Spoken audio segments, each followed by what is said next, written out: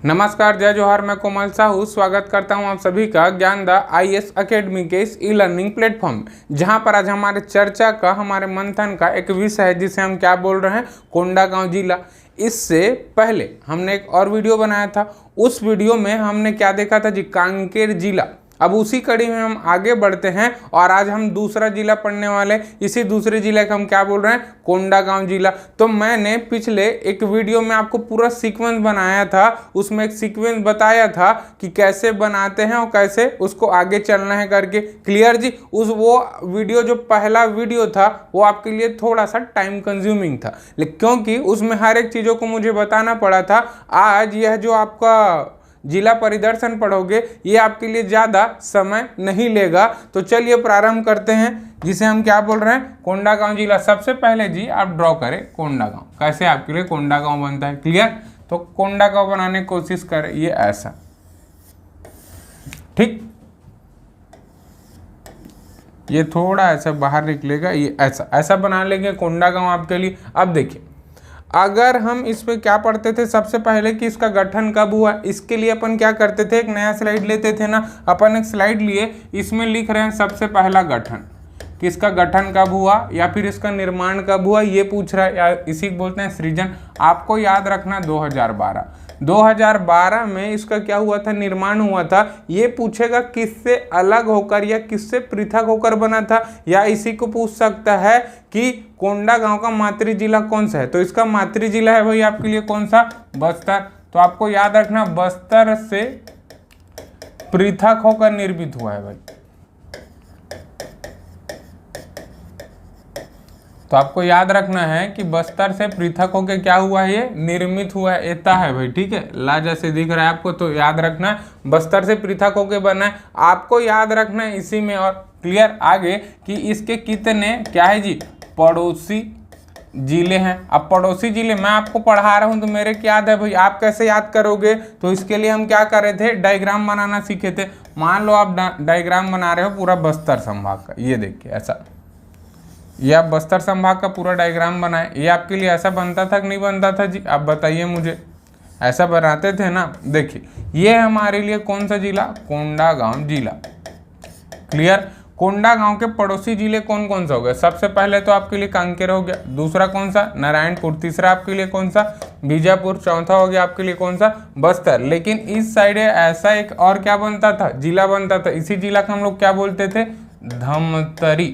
तो आपको याद रखना है यहाँ से 5 जिले। क्लियर जी। आपको चलना है पीछे। देखिए तो पड़ोसी जिले में आपको याद रखना कि आपके कोंडागांव के 5 पड़ोसी जिले हैं, जिसमें आप क्रम लिख सकते हैं। पहला अपन क्या पढ़े थे, कांकेर। क्लियर जी। दूसरा अपन क्या पढ़े थे वहीं पे नीचे में, नारायणपुर।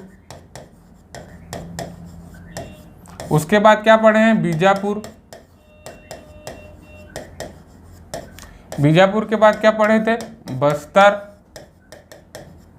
उसके बाद हमने पढ़ा था क्या, धमतरी। तो ये इसके क्या है जी, 5 आपके लिए क्या है, पड़ोसी जिले हैं। क्लियर। आगे चले क्या, अब आपको पूछा जाएगा कोंडागांव। कोंडागांव का आपका पड़ोसी राज्य कौन सा है।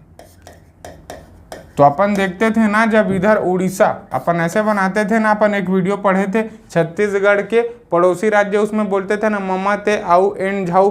तो उड़ीसा पड़ता था क्या आपको। तो उड़ीसा क्या करता था, छत्तीसगढ़ के 8 जिलों के साथ अपना क्या बनाता था, सीमा। उसमें आपके लिए एक जिला कौन सा पड़ता था, कोंडागांव। तो पड़ोसी अगर राज्य पूछेगा या सीमावर्ती राज्य पूछेगा, तब आपको बताना है क्या, उड़ीसा। देखिए जय भाई, इसमें मैं कोई भी चीज़ आपको ऐसा नहीं बता रहा हूँ कि आप नहीं पढ़े हो। आप अगर ईमानदारी से अच्छे से वीडियो 1 से पढ़ते आ रहे होंगे तो आपको ये सब चीज़ें आ रही होंगी। क्लियर जी। हाँ, ये नहीं बताया था इसका कब है, लेकिन इसका भी एक ट्रिक बताया था क्या, कि आपको कैसे इसको याद करना है। पहले जिले से अभी तक 28 जिले जितने निर्माण हुए, अभी के जो 5 जिले प्रस्तावित हैं, ये आपके लिए अभी पढ़ने का विषय नहीं है। इसके लिए मैं अलग से एक और सेपरेट वीडियो बनाऊंगा। लेकिन अभी जो वर्तमान में 28 जिले, आप केवल इसको पढ़ें। क्लियर जी। तो आपको याद रखना सन 2012 बस्तर से पृथक होकर क्या बना था, एक जिला, जिसे हम क्या बोलते थे, कोंडागांव। क्लियर जी। आगे चले क्या, देखिए अब अपन इसमें क्या पढ़ते थे कि सबसे पहले ये कौन सा नेशनल हाईवे था, हम पढ़े थे क्या बस्तर संभाग में पहला एक जिला जिसे हम क्या बोलते थे, कांकेर जिला। कांकेर जिला में आप एक नेशनल हाईवे पढ़े थे, उस नेशनल हाईवे को मैं लिखा था क्या, देखिए इसी नेशनल हाईवे को लिखा था मैं NH30। तो आपको याद रखना है NH30, इसी को मैं बोला था कि छत्तीसगढ़ में क्या है जिसको जीवन रेखा बोला जाता है, किसमें, राष्ट्रीय राजमार्गों में। तो राष्ट्रीय राजमार्ग में NH30 इसी को बोला जाता है क्या, छत्तीसगढ़ की जीवन रेखा। तो आपको याद रखना है NH30। क्लियर जी। अब देखिए, अब इसमें हमको पढ़ना है क्या कि हमारे पास 5 ठो कौन कौन से विकास खंड अपन पढ़ते थे ना। तो देखिए अब आगे हमारा जब क्या बनेगा, सीक्वेंस बनेगा, तो इसमें हम लोग पढ़ेंगे विकास खंड कि हमारे पास कितने विकास खंड है और कितने हमारे पास तहसील है। क्लियर जी। तो अगला चलते हैं हम लोग विकास खंड। छत्तीसगढ़ में अभी 146 विकास खंड है और उस 146 विकास खंड को आपको क्या करना है, याद रखना है, स्मरण रखना है, आपको याद रखना है विकास खंड। क्लियर। देखिए ये आपके लिए है भाई। अब चल रहे हैं इसमें, देखिए सबसे पहले तो मैं बता दे रहा हूं यहाँ कितने विकास खंड है आपके लिए, 5। तो आपको 5 विकास खंड याद रखना है। क्लियर जी। अब कहाँ कहाँ पढ़ रहा है, तो 3 आपका नेशनल हाईवे में पढ़ रहा है, आपको याद रखना है 2 इधर से और। क्लियर जी। ये आपके लिए 5 ठो क्या हो गए विकास खंड। नाम देखते हैं कौन कौन सा है। क्लियर। देखिए सबसे पहले आपको ऐसे याद रखना है कि मैं आपको कहानी के माध्यम से बता रहा हूँ, एकदम इजीली हो जाएगा याद करना। जैसे पिछले टाइम में कहानी के माध्यम से सब चीज़ पढ़े थे क्या, सेम टू सेम अपन इसमें भी क्या करेंगे, पढ़ने की कोशिश। सबसे पहले अपन पढ़ेंगे इसमें कि आप क्या करें, जैसे कांकेर से बस्तर घूमने के लिए गए, आप क्या देखे, एक लड़की देखे और उस लड़की का जो बाल था बहुत लंबे थे। तो आपको बाल याद रखना है, बाल की लड़की खड़ी हुई थी उसके आप केवल बाल देखे, चेहरा नहीं देखे अभी तक। क्लियर जी। तो आपको याद रखना बाल, बाल को हम लोग क्या बोलते हैं, केस। क्लियर। क्या बोलते हैं, केस। तो आपको पहला एक तहसील याद रखना है, कौन सा, केशकाल। क्लियर। आप साउथ के आप मूवी में देखे होंगे कि जितनी अच्छी अगर सुंदर हीरोइन दिखती है उतने खतरनाक उसके भाई है, मतलब गुंडागर्दी करने वाले लोग। तो हमारे एक जन आराध्य हैं, ब्राह्मणों में प्रथम ब्राह्मण का दर्जा किनको है, भगवान परशुराम को। तो परसा होता है कि नहीं होता, तो ऐसे उसको क्या कर देते, धर के किसी काट दिए, मार दिए। तो आपको अगला एक विकास खंड याद रखना है जिसे हम लोग क्या बोलेंगे, फरस गांव। तो आपको अगला एक विकास खंड याद रखना है क्या, फरस गांव। क्लियर जी। तो आपको अगला याद रखना है क्या, फरस गांव। अब देखिए अब हम कौन सा जिला पढ़ रहे हैं, कोंडागांव। तो आपको याद रखना कोंडागांव। कोंडागांव जो जिला है अपने आप में क्या है जी, एक विकास खंड है, अपने आप में एक तहसील है। क्लियर। आगे चले क्या, आपको याद रखना है। और अगला याद रखना, अगर वो लड़की है, अपन लड़की देखे थे ना जी, तो अगर वो लड़की देखे थे लंबे बाल वाली थी, तो बाद में पता चला कि वो एकदम रईस घर की थी, बड़े घर की थी। तो आपको याद रखना है क्या, एक बड़े राजघराने से थी। तो आपको याद रखना है क्या, बड़े राजपुर। तो आपको याद रखना है बड़े राजपुर। क्लियर जी। अब देखो आप अगर मार्वल का सीरीज देखते होगे, जैसे आप स्पाइडरमैन देखे होगे ना, तो स्पाइडरमैन को क्या बोलते हैं हिंदी में, स्पाइडर को मकड़ी। तो मकड़ी से याद रखना आपके लिए करना है यहाँ विकासखंड जिसे हम क्या बोल रहे हैं, माकड़ी। क्लियर जी। तो आपको याद रखना है क्या, केशकाल, आपको याद रखना है फरसगांव, आपको याद रखना है कोंडागांव, आपको याद रखना है माकड़ी, आपको याद रखना है क्या, बड़े राजपुर। ये है इसमें आपका क्या, कोंडागांव जिले के आपके 5 विकास खंड। क्लियर। आगे बढ़े कि अब देखें आपको ये जो 5 विकास खंड है, यही 5 विकास खंड आपके लिए तहसील भी है। तो आपको याद रखना है यहाँ पे विकास खंड की संख्या 5, आपको तहसीलों की संख्या 5। क्लियर। आगे बढ़े क्या, ठीक है। ये देख, ये आपके लिए ये चीज हो गया। अब देखते हैं इसमें इंपॉर्टेंट क्या क्या चीज है हमारे लिए। ठीक है। प्राकृतिक चीजों में, तो अगर आप प्राकृतिक चीजों में देखोगे तो सबसे पहले आपको ये जगह याद रखना है। आप अगर कभी भी बस्तर गए होगे तो सबसे पहले आप कांकेर जाते हो बस्तर संभाग में, उसके बाद बस्तर और कांकेर दोनों के बीच में आपको पड़ता है क्या, कोंडागांव। तो जब कोंडागांव जाओगे तो आपको सबसे पहले क्या मिलता है जी, 12 मोड़ पड़ता है।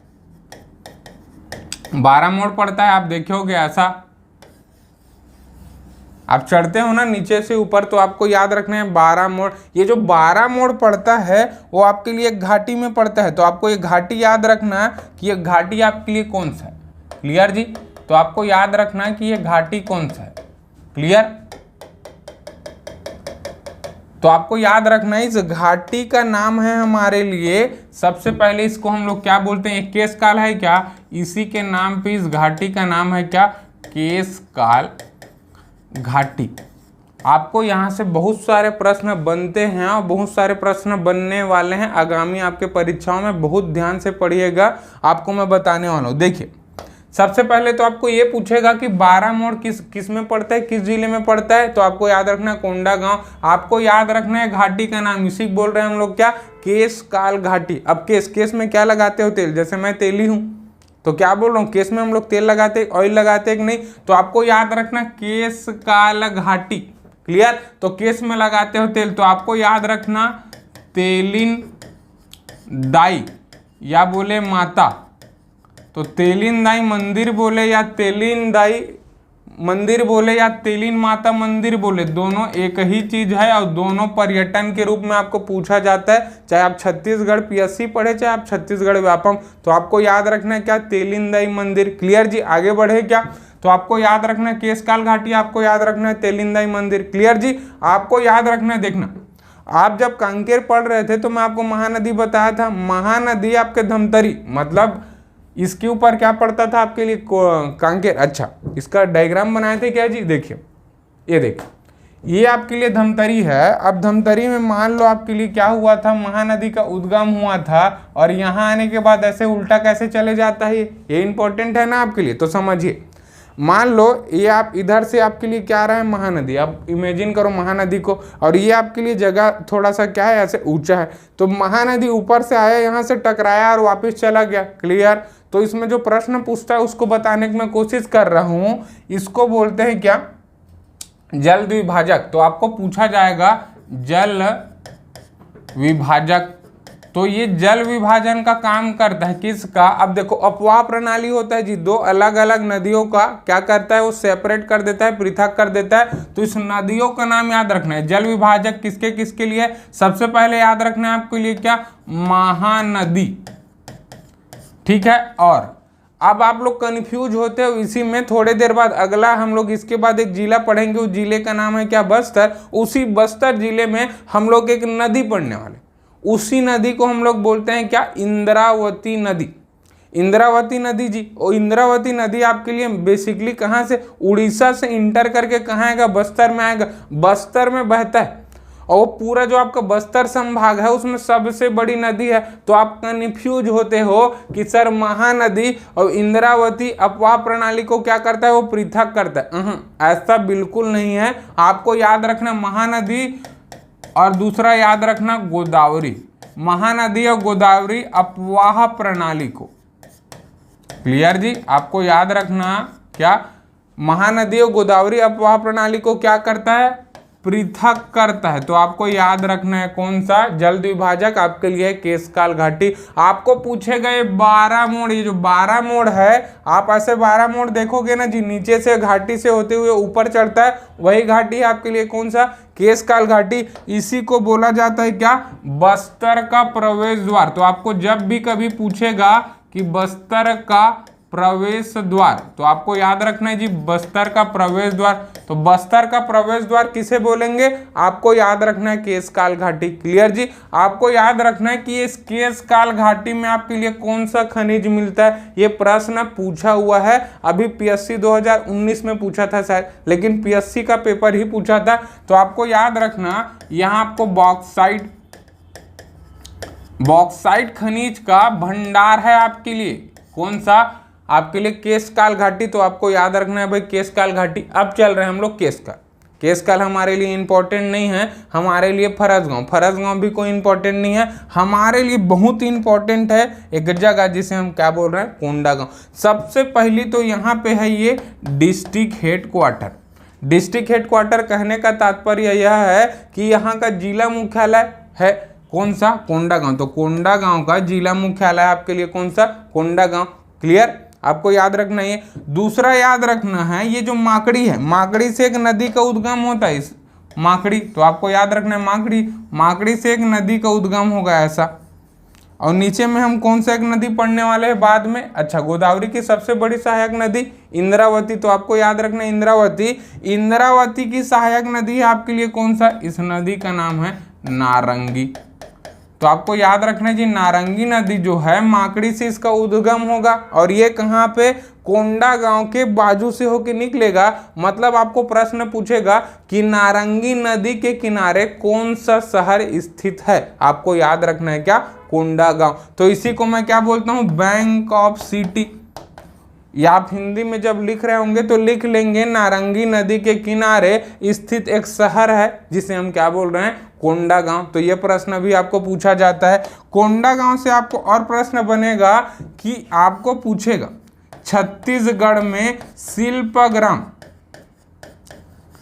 शिल्पग्राम की संज्ञा कौन से जिले को है करके। तो आपको याद रखना छत्तीसगढ़ में शिल्पग्राम कहा जाता है आपको किसको?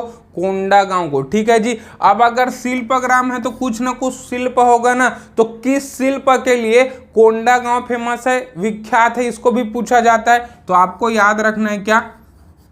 घड़वा शिल्प। तो आपको याद रखना जी घड़वा शिल्प।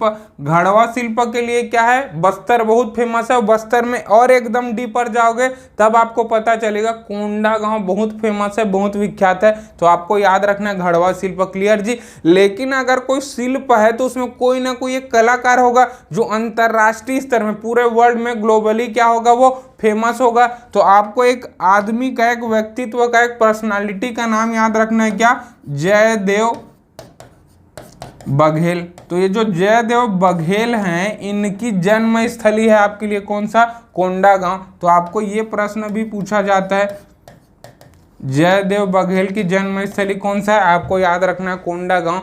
चूंकि यह जो व्यक्ति है ये पूरा अंतर्राष्ट्रीय स्तर पे अपने कला के लिए फेमस है। तो आपको याद रखना है क्या? आपको पूछेगा कि अंतर्राष्ट्रीय सुविख्यात एक कलाकार हैं जयदेव बघेल, उसका संबंध किस जिले से है? आपको बताना है क्या? कोंडा गांव जिला। अभी आपके लिए करंट अफेयर में दो प्रश्न यहाँ से बन सकते हैं। कोंडा गांव सबसे पहले याद रखना क्या? मक्का प्रसंस्करण केंद्र, इसी का हम लोग बोलते हैं क्या? मक्का प्रोसेसिंग सेंटर। आप समझिए जैसे आप भुट्टा, मक्का मतलब भुट्टा हो रहा है ना आपके लिए, आप उसी भुट्टे को क्या करें? बेचने वाले हो।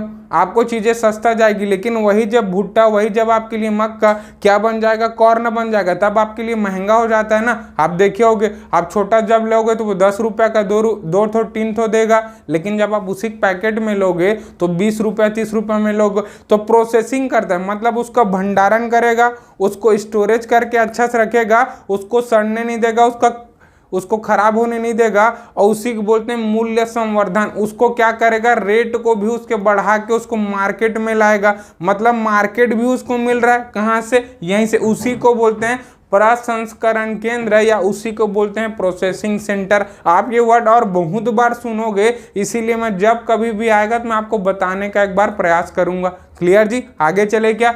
प्रोसेसिंग सेंटर बोलते हैं इसी को। अब देखो इसका कुछ ना कुछ नाम होगा। तो अगर आपको पूछा जाएगा कि मां दंतेश्वरी, तो आपको याद रखना है जी मां दंतेश्वरी मक्का प्रसंस्करण केंद्र छत्तीसगढ़ के किस जिले से संबंधित है? आपको बताना है कोंडा गांव जिला। मान लो और डीपर चला गया कि वो किस गांव में बना है, तब आपको बताना है जी कौन सा? ग्राम कोकड़ी। जैसे कोकड़ा बोलते हैं ना हम लोग, वैसे ही आपको याद रखना है कोकड़ी। ग्राम कोकड़ी में आपका मां दंतेश्वरी मक्का प्रसंस्करण केंद्र या मक्का प्रोसेसिंग सेंटर लगा हुआ है। क्लियर जी। अभी आप करेंट में देखोगे, जैसे इधर जो जनजातियां निवास करती है उनके आय का एक बहुत बड़ा साधन है मऊहा। तो मऊहा प्रोसेसिंग सेंटर का अभी घोषणा हुआ है। तो आपको याद रखना है क्या? मऊहा। तो माँ से याद रखना है मक्का, माँ से याद रखना है महुआ। तो महुआ प्रोसेसिंग, आप एक बार हिंदी में लिखा हूँ प्रसंस्करण केंद्र लिख सकते हैं, या इसी को बोल सकते हैं क्या? प्रोसेसिंग सेंटर, या इसी को बोल सकते हैं प्रोसेसिंग यूनिट। क्लियर जी। तो आपको याद रखना मक्का प्रसंस्करण केंद्र, आपको याद रखना है क्या? मऊहा प्रोसेसिंग सेंटर। दोनों आपको कहाँ पड़ेगा? कोंडा गांव में। क्लियर। ये हो गया आपको नाम से। कि नाम से आप चीजों को देखे हो कि कौन कौन से आपके लिए विख्यात नाम है। अब आपको 2-3 जगह और याद रखना। सबसे पहले तो आप बहुत फेमस सुने होंगे एक जगह जिसे हम लोग क्या बोलते हैं, गढ़धनोरा। क्लियर, गढ़धनोरा एक्चुअल में एक धनोरा नाम का एक गांव है। अब बोलोगे सर उसको गढ़धनोरा क्यों बोलते हैं, उसका एक कारण है, यहां मिला है क्या, प्राचीन ईंटों का टीला। क्या बोला मैं आपको, प्राचीन ईंटों का बहुत बड़ा टीला मिला है, उसी कारण इसको क्या बोला जाता है, गढ़धनोरा। तो आपको याद रखना गढ़धनोरा आपके लिए एक पुरातात्विक स्थल है, आपके लिए एक पर्यटन स्थल है।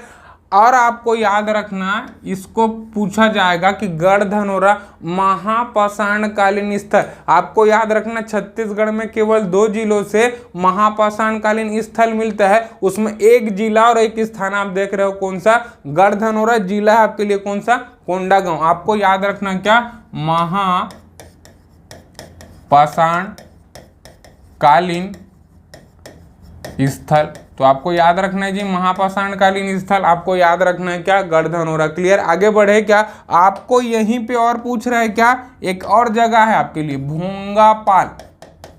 ये आप देख रहे हो अभी थोड़ा सा ट्रेंड में चल रहा है भोंगापाल, आपको बार बार पूछा जाता था। पहले आपको पूछता था क्या कि आपको जो प्राचीन बौद्ध चैत्य है छत्तीसगढ़ के किस जिले में मिलता है या किस जिले से संबंधित है। अब उस पर्टिकुलर एक गांव का नाम पूछ रहा है, तो आपको याद रखना है क्या, भोंगापाल। भोंगापाल में है आपके लिए क्या, बौद्ध चैत्य।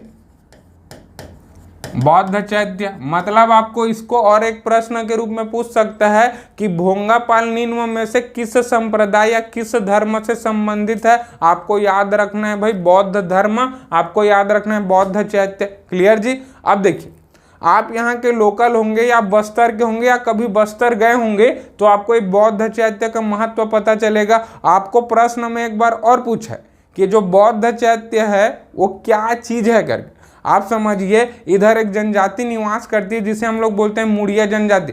तो मुड़िया जनजाति के आराध्य देवता माने जाते हैं कौन आपके लिए, बौद्ध चैत्य। जो यहाँ पे गौतम बुद्ध जी का एक प्रतिमा बना हुआ है उसी को माना जाता है क्या, कोंडागांव में मुड़िया जनजाति का क्या, आराध्य देवता। आपको याद रखना है भोंगापाल। क्लियर जी। आपको याद रखना है एक चीज और बस, फिर आपके लिए जिला जो परिदर्शन है वो आपके लिए क्या हो जाएगा, इतिश्री हो जाएगा, समाप्त हो जाएगा। आपको याद रखना है आप जैसे यहीं पे मेरे पास स्पेस बहुत ज़्यादा है ना, और मैं कोशिश करता हूँ कि सब चीज़ों को अपन डायग्राम से पढ़ें। आप डायग्राम से पढ़ते हैं तो आपको चीज़ें याद होती हैं। क्लियर। आगे बढ़े क्या, आप यहीं पे और लिख लेंगे। क्लियर। आपको लिखना है अब अगला अडेंगा, या इसी को बोलते हैं ओडेगा। तो आपको याद रखना अडेगा या ओडेंगा करके एक स्थल है, यहीं से आपको नल नागवंशी, आपको क्या बोला मैं आपको, नल नागवंशी, मैं इसको लिख रहा हूं इधर जी। ठीक है। तो आपको याद रखना नल नागवंश मतलब एक वंश बैठता था जिसे हम क्या बोल रहे हैं, नल नागवंशी। यहाँ से आपके लिए सोने के सिक्के मिलते हैं। तो आपको याद रखना है जी नल नागवंशी सोने के सिक्के। तो आपको ये प्रश्न पूछा जाता है कि अडेंगा या ओडेगा किससे संबंधित है। तो आपको याद रखना है एक नागवंश, पहले उसका नाम नल नागवंश। दूसरा आपको याद रखना है यहाँ से क्या प्राप्त हो, पूरे छत्तीसगढ़ के इतिहास में अब तक 2022 तक आप जब इस चीज को देख रहे हो केवल 4 जगह से सोने के आपको सिक्के प्राप्त हुए हैं। उसमें आप पहला एक जगह देख रहे हो कौन सा, ओडेंगा या ओडेगा। जिला है आपके लिए कौन सा, कोंडागांव। आपको याद रखना नल नागवंशी सोने के सिक्के। क्लियर जी। आप चीजों को बार बार देखेंगे तब जाके आपको चीजें याद होती है। एक बार मैं फिर से आपको रिकॉल कर देता हूं, एक बार आपको फिर से रिवाइज कर देता हूं। सबसे पहले हम क्या देखें, इसका गठन हमने बोला था 2012 में हुआ था। क्लियर।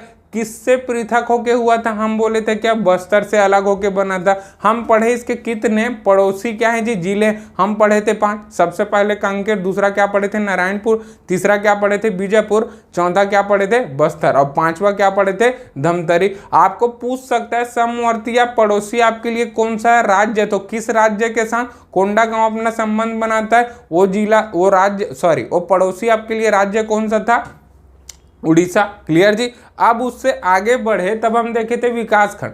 तो कोंडागांव में कुल विकास खंड की संख्या कितनी है? 5। तो सबसे पहले क्या पढ़े थे?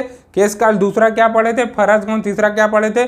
कोंडागांव। चौथा क्या पढ़े थे? मागड़ी। और पांचवा क्या पढ़े थे? बड़े राजपुर। ये जो 5 विकास खंड है आपके लिए क्या है? 5 तहसील भी था। क्लियर जी। आगे बढ़े क्या? उसके बाद याद रखना आपको क्या कि अगर एक एक विकास खंड है तो क्या इसमें कुछ स्मरणीय याद रखने योग्य कोई फैक्ट या तथ्य है क्या?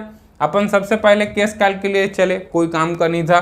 फरसगांव काम का नहीं था। आप चले कोंडागांव। कोंडागांव में बहुत सारी चीजें हैं। सबसे पहले हम देखे थे कि यहाँ तक क्या था? जिला मुख्यालय, डिस्ट्रिक्ट हेडक्वार्टर। दूसरा याद रखना आपको क्या? Bank of city. कौन सा नदी का बैंक ऑफ सिटी है जी? ये नारंगी नदी का। बैंक ऑफ सिटी कहने का मतलब क्या होता है कि इसके किनारे स्थित क्या है? एक शहर है। आपको याद रखना कौन सा? कोंडागांव। दूसरा पूछेगा छत्तीसगढ़ में किस स्थल को शिल्पग्राम की संज्ञा है? आपको याद रखना है क्या? कोंडागांव। आपको पूछेगा अगर ये शिल्पग्राम है तो शिल्प में किससे संबंधित है? आपको याद रखना है क्या? घड़वा शिल्प। ये पूछेगा कि अंतरराष्ट्रीय स्तर पर आपके लिए कौन सा क्या है जी? एक व्यक्ति है जो घड़वा शिल्प के लिए बहुत फेमस है। आपको याद रखना है जयदेव बघेल। उनकी जन्म स्थली आपके लिए कौन सा? कोंडागांव। आपको याद रखना कोंडागांव में 2 प्रोसेसिंग सेंटर या 2 प्रोसेसिंग यूनिट या उसी को हिंदी में बोलते हैं प्रसंस्करण केंद्र। पहला याद रखना मक्का, दूसरा याद रखना महुआ। दोनों माँ से चालू हो रहा है तो आपको याद रखना मक्का प्रोसेसिंग सेंटर, आपको याद रखना महुआ प्रोसेसिंग सेंटर। ये आपके लिए प्रस्तावित है भाई, प्रपोज्ड है, अभी घोषणा हुआ है। तो आपको याद रखना 2022 में कौन सा? महुआ प्रोसेसिंग सेंटर। आपको याद रखना मक्का प्रसंस्करण केंद्र। ये मक्का प्रसंस्करण केंद्र का नाम है भाई मां दंतेश्वरी। ये प्रस्तावित है, जब भाई उद्घाटन होने वाला रहेगा तब नाम पकड़ाएंगे ना। तो अभी इसका नामकरण नहीं हुआ है तो आपको अभी नाम के लिए नहीं चलना है। प्लस अभी घोषणा हुआ है कि कोंडागांव जिला में बनेगा। किस ग्राम में बनेगा ये अभी तक पता नहीं, लेकिन ये बन चुका है। तो इसलिए याद रखना है क्या कि ग्राम का नाम ये आजकल ये पूछता है। तो आपको याद रखना है क्या? कोकड़ी ग्राम। तो कोकड़ी ग्राम में आपके लिए क्या? मां दंतेश्वरी प्रोसेसिंग सेंटर। क्लियर। आगे चले क्या? आपको याद रखना है अब यहां से 4 प्रश्न आपको पूछेगा। प्राचीन ईंटों का टीला छत्तीसगढ़ के किस जिले से आपको प्राप्त होता है? आप बताएंगे कौन सा? कोंडागांव जिला। आपको पूछेगा गढ़ धनोरा है निम्न में से किससे संबंधित है? सबसे पहले तो आपके लिए महापाषाणकालीन स्थल है। दूसरा वो आपके लिए क्या है? पर्यटन स्थल है। तीसरा आपके लिए पुरातात्विक स्थल है। प्रश्न कैसे भी पूछ सकता है। आपको पूछेगा भोंगापाल। भोंगापाल में क्या मिला है? आपको एक बौद्ध चैत्य मिला है। आपको पूछेगा कि मुड़िया जनजाति का जो आराध्य देवता है वो कौन है? तो आपको याद रखना जो बौद्ध चैत्य है, जो बुद्ध जी की प्रतिमा है, उसी को माना जाता है। क्लियर। आपको पूछेगा ओडेगा या ओडेंगा, ओडेगा या अडेंगा ये क्या चीज है? तो आपको याद रखना है नल नाग वंश था, उसके सोने के सिक्के प्राप्त हुए हैं। तो आपको प्रश्न इस प्रकार से बनता है। आपको याद रखना है क्या? केशकाल घाटी। तो केशकाल घाटी में मैं आपको बताया था लगभग ऐसे कितना मोड़ मिलता है आपको? 12 मोड़। तो इसी 12 मोड़ को आपको कहा जाता है क्या? बस्तर का प्रवेश द्वार। तो आपको याद रखना बस्तर का प्रवेश द्वार किसको बोलते हैं? केशकाल घाटी में जो 12 मोड़ हैं। क्लियर जी। आपको एक केशकाल घाटी पूछता है, बार बार पूछता है तेलिनदाई मंदिर या तेलिन माता मंदिर। तो आपको याद रखना है तेलिनदाई। केस में तेल लगाते हैं ना, तो आपको याद रखना है तेलिनदाई मंदिर या तेलिन माता मंदिर।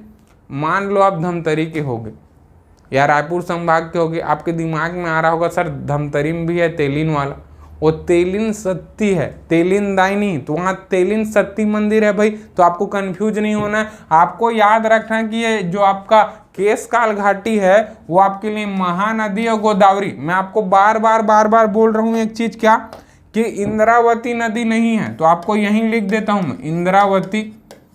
तो इंद्रावती नदी नहीं आएगा भाई। आपके लिए बार बार प्रश्न में पूछा जाता है, पहला ऑप्शन देता है महानदी और इंद्रावती दोनों पृथक करता है क्या? ऐसा नहीं, महानदी इंद्रावती नहीं है। आपको याद रखना महानदी और गोदावरी। चूंकि इंद्रावती गोदावरी की सहायक नदी है ना, इसीलिए हमको याद रखना है क्या, महानदी और गोदावरी। दो बड़े बड़े अपवाह प्रणाली कौन पृथक करता है, आपको याद रखना है क्या, केशकाल घाटी। अभी 2018 के पीएससी में या 2019 के पीएससी में एक प्रश्न और पूछा था कि जो आपका केशकाल घाटी किस खनिज से संबंधित है, आपको याद रखना है क्या, बॉक्साइट खनिज का भंडारण है आपके लिए किस जगह पे, केशकाल घाटी। क्लियर जी। उम्मीद करता हूं कि आप यहां से कोंडागांव जिले के बारे में बहुत सारे चीज क्या करे होंगे, सीखे होंगे। तो आप निरंतर हमारे साथ क्या करते रहिए, पढ़ते रहिए और नित्य प्रतिदिन क्या हुआ अपने ज्ञान में बढ़ते रहिए। जय छत्तीसगढ़, जय जोहार।